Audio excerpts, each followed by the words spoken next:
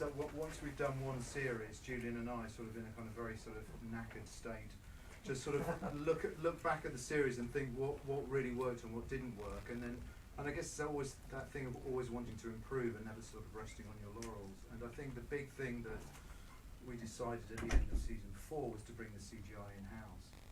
Yeah, I just think you learn. I mean, I think you make mistakes and you learn, and therefore you get better at things. It's very, very basic on that level. In this business, is so much better. I think the other thing that shows like this, any show that doesn't take place in a real recognisable world, has to battle with is confidence.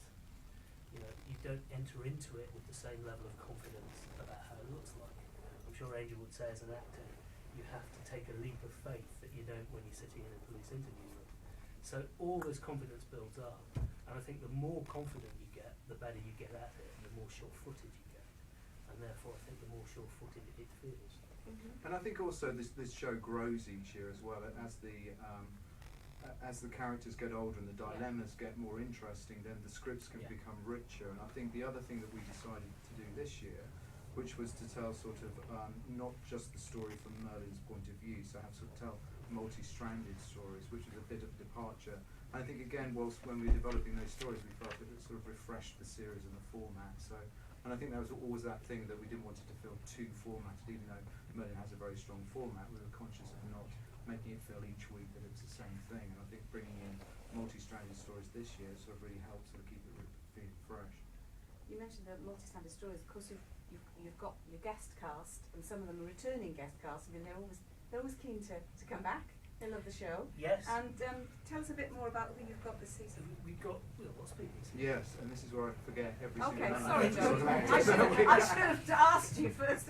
But actually, you saw Liam. You've seen Liam. You've seen Lizzie Dunn. and Liam was a very exciting piece of casting because we wanted a really good heavyweight actor to help us in the first 2 episodes, and we thought of Liam Cunningham, showed him the scripts and he jumped at it, so that was great. And I think that really helps sort of springboard this series, in that he's quite, he's a great actor, and it just gives the series, I think personally, a little bit more weight than perhaps some other guest characters that we've had. So that worked really well. I mean, the truth of the guest casting is that we do less and less. Yeah. We have so many returning characters in a bigger ensemble that the old days where you had a massive great guest lead, and we used to have virtually one an ep in the first 2 series.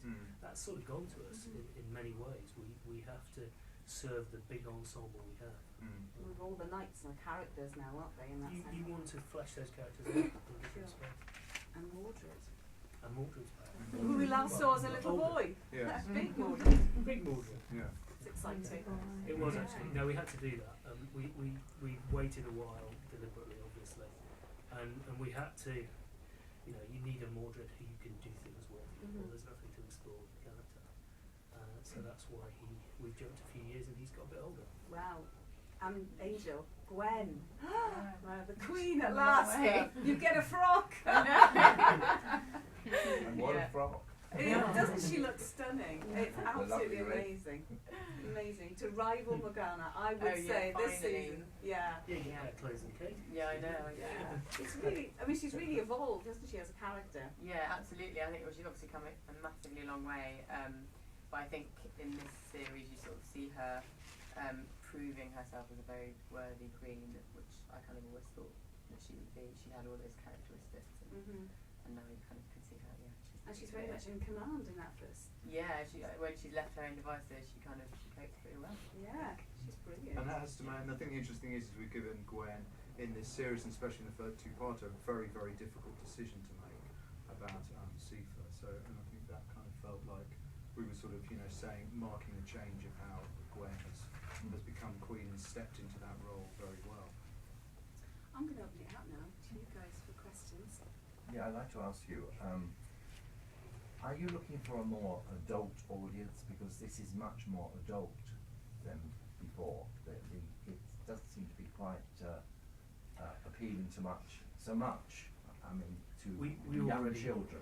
We already have a more adult audience. The short answer is we already have a more adult audience. Yes, I'm aware of that, but this seems much darker, much more grown up. Is that what you were aiming for? It was conscious. It's a change really that occurred.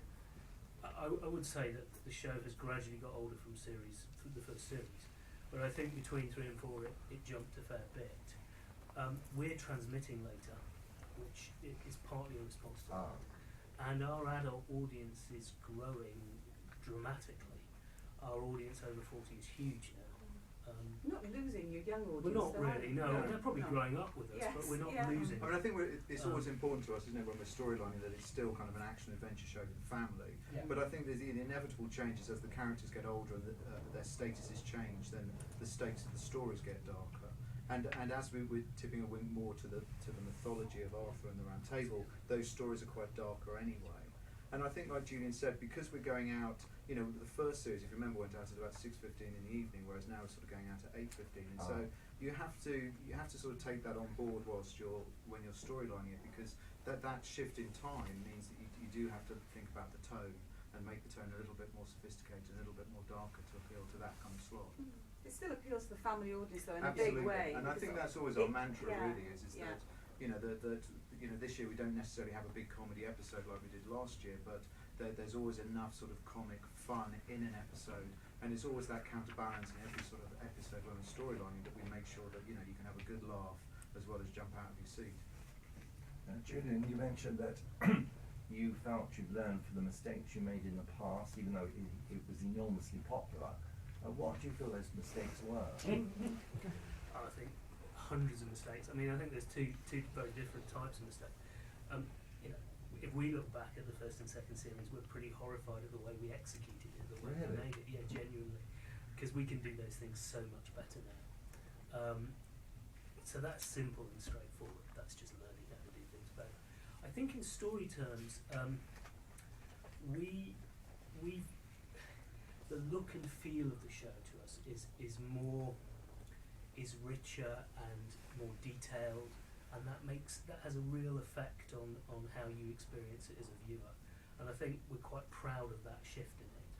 I think in terms of character, we've gone from telling relatively simplistic stories of the week to a little bit richer, a little bit more psychology, a little bit more depth. And I think these shows can take that. I think if you look at a good Hollywood PG family film, you get all of that. And there's no reason why television can't do that too. So you're getting more characterisation, you're getting a layer that an older audience can relate to, as well as, you know, the fun and the pantomime that is part of action adventure on Saturday night. And I think, you know, we are our own worst critics, but I think that's good, and I think that the stock take that we do at the end of every season has helped the series, and that we've always wanted to push the show and make it, you know, not let it rest on its laurels, but keep pushing it forward. And I think what's interesting as well, really, is how technology has changed, isn't it? How, Technology's you know, the way we shoot, you know, the way we shoot John Hurt now doing the Dragon to how we did it sort of 4 years ago is completely different. So it's all of that, and then keeping up to speed with the technology that helps the show as well. And I think, you know, we've learned a lot about how to shoot CGI and action, and each year you just get better at it. So you do kind of look back and think, God, we could do that a lot better now. But I think that's healthy. I think that's the exciting thing about producing these sort of shows, is that there's always room for improvement. I think that's true. I think technology is changing television. But 10, 15 years ago, there's certain types of dramas you just couldn't make. And now there's very little you put your hand up and say that couldn't be done on television. Yeah. And the amount of green screen we use now, I mean, we'd never dream of doing it in season 1, but now, you know, every visiting set, each episode, you know, there's, you know, at least 10, 15% of it is green screen, if not more. Yeah. Because you're going out later, is this why we saw more male torsos and maybe Queen Gwen flashing a little bit more frontage than she normally does? No, that's entirely our own. Well, Julian and I got bored of Arthur's torso, and, you know, Thought we'd nice. see someone else. So we just thought we'd see someone. Give everyone else a chance. We think we disappoint the audience if we didn't give them some. Yeah, they all want it also. And you've got to give the dad something as well. Are there any storylines that you have said, no, we can't do that because you still have a family audience? Yeah, we've not done the Yes. Morgana Arthur Mordred incest story. Our theory in legend is full of incest, and so that's where the line is drawn. No, there's the interesting story of that is Gawain and the Green Knight, which we've talked about doing probably every single series. Can't remember, and we've never done it because in the end, deep down, it's about sexuality and things you just can't tackle head on.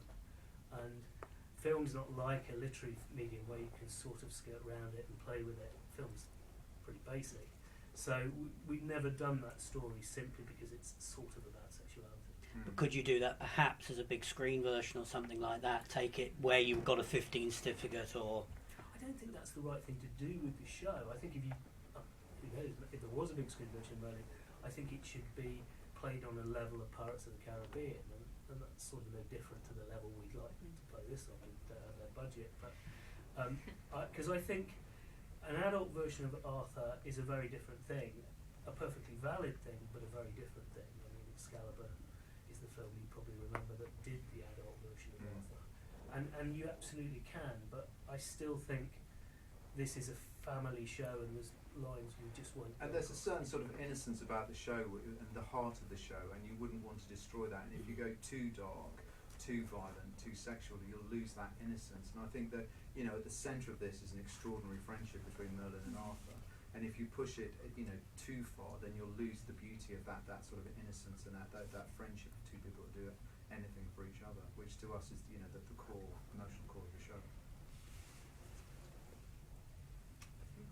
But there are occasions where we wish we could be a little bit more violent, because, you know, there are great, you know, there are other fantasy shows where, you know, they can do exposition scenes where they can just have, you know, they can be having sex or having violence and stuff like that. We envy Spartacus. Yeah. You don't actually show anyone having their head chopped off, do you? No, we don't show any blood. No. Very little. Yeah. We sort of have Bethan's very strict with us. We're only but obviously it is a delicate balance, because Yes. the better you get at shooting action, the more violent. In fact, there's 5 or 6 shots, very, very good shots were cut out of that because we just couldn't use them. He was very good battle scene, very exciting. I mean, it's there. You know, the better you get, the harder it is to keep them. Actually. Yeah, does the existence of something like Game of Thrones, talking about other fantasy shows, does that inspire you to up your game somewhat? I thought the locations were fantastic, and I wondered if that was an inspiration. It was, but they were all near Cardiff. Yeah, I won't pretend that. I mean, Game of Thrones is a very different show, a very good show, and fascinating to see a fantasy like that in the mainstream. I think that is very telling, very interesting. Obviously, the influence it has on us is in its design quality, which I think is superb actually, and you know, sort of the quality it achieves on screen. And yeah, that absolutely does encourage us to up our game, and did actually. It's a very tonally, it's a very different show. It doesn't, in terms of storytelling, it's difficult to relate to it, but in terms of quality, yes, absolutely. Angel, what's it like having Bradley as a husband? It's great. No, we've been, I mean, you know, we've known each other for a long time now, and we've become friends obviously over the 5 years, and we have a laugh together, and we're able to kind of sit and discuss things, and yeah, no, he's been a good husband. So far. Yeah, so far. Does it help that he's always away? That's nice to have space. Anyone else?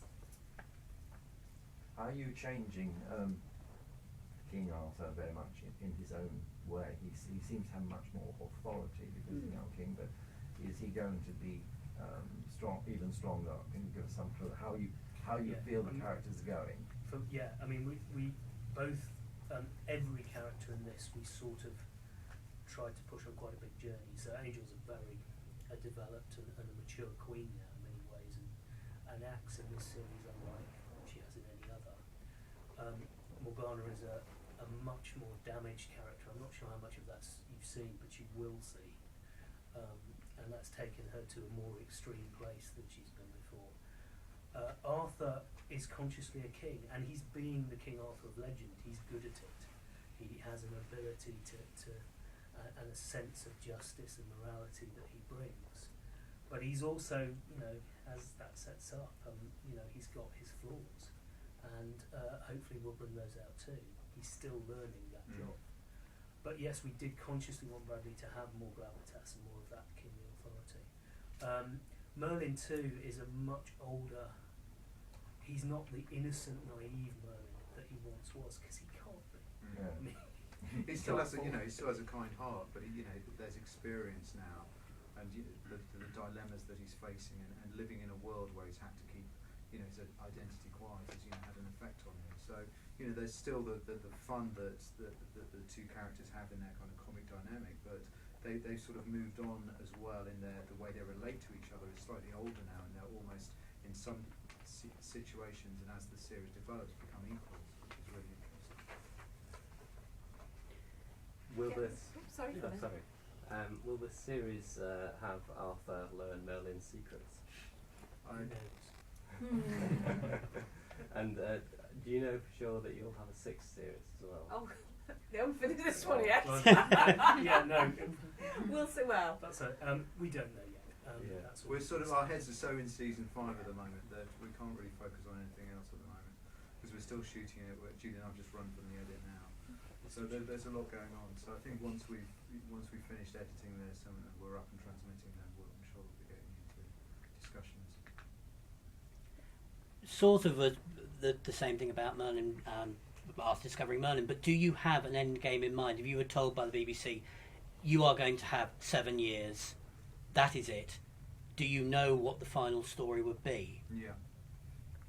How long have you known that? Since the beginning. almost. Because I think what's interesting about this, and Julian was saying this morning, is that it's always been about the end to us in a way.